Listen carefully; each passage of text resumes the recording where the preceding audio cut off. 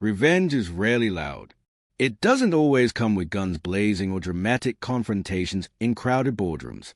Sometimes, revenge is quiet, subtle, a whisper inside a machine, a single line of code slipping unnoticed through the veins of a digital empire.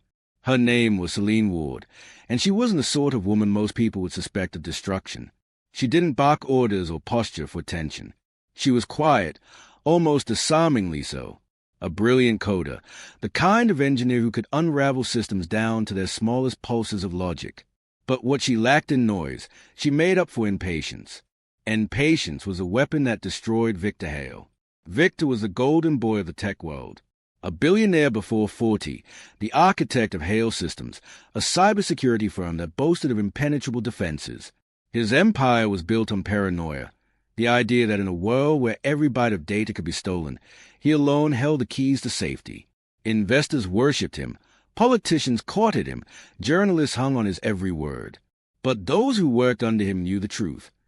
Victor Hale was ruthless, manipulative, and merciless. He didn't nurture talent. He consumed it. Celine had once been his brightest star. She was the one who had written the code that became the foundation of Hale's flagship product. But Victor had erased her name from the credits, buried her contribution under layers of corporate jargon, and eventually forced her out with a smile that pretended it was doing her a favor. "You'll land on your feet, Celine," he had told her, dismissing years of her work as if it were nothing. He took her ideas, turned them into contracts worth millions, and left her reputation in the dirt. For years, Celine lived in the shadows of his success. She watched his face on magazine covers, heard his name whispered in tech circles, and each time, the bitterness burned deeper. She worked freelance, low-level jobs that barely paid, while the man who stole her genius soared to heights she had once dreamed of.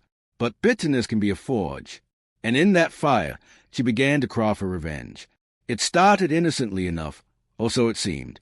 She built a small consultancy, nothing flashy, just enough to attract mid-sized clients looking for cheaper alternatives to Hale Systems. It wasn't about the money at first. It was about the game. She positioned herself carefully, building a network of trust, and all the while she studied Victor's empire, his systems, his updates, his vulnerabilities. She knew his coding style intimately, because once it had been Hale's. The moment arrived when Hale Systems landed a massive $101 million contract with a multinational bank. It was a crown jewel, the deal Victor boasted would secure his dominance for the next decade. He gave interviews, declaring Hale Systems unbreakable, and mocked competitors who even trying to challenge him. Investors roared. Stock prices surged. Victor Hale was untouchable. Or so he thought. Celine slipped in through a back door she had written years earlier, hidden deep in the labyrinth of code Hale Systems had built upon. It was elegant, invisible, something no auditor had ever detected. And into that hidden vein, she placed her revenge, a single line of code. It wasn't flashy malware or some dramatic virus. It was a sleeper, a tiny instruction that, when triggered, would corrupt the encryption keys Hale Systems used for its new banking client. Not immediately. No, Celine was too clever for that. The code was designed to wait, to lurk until the moment of maximum exposure. For 3 months, nothing happened. Victor gloated. The bank praised Hale Systems for its airtight security. Stock soared higher. And then, one ordinary Tuesday morning, the code awoke. The encryption collapsed like glass under a hammer. Millions of records, transactions, identities, financial data scrambled into nonsense. The bank system froze. Panic erupted.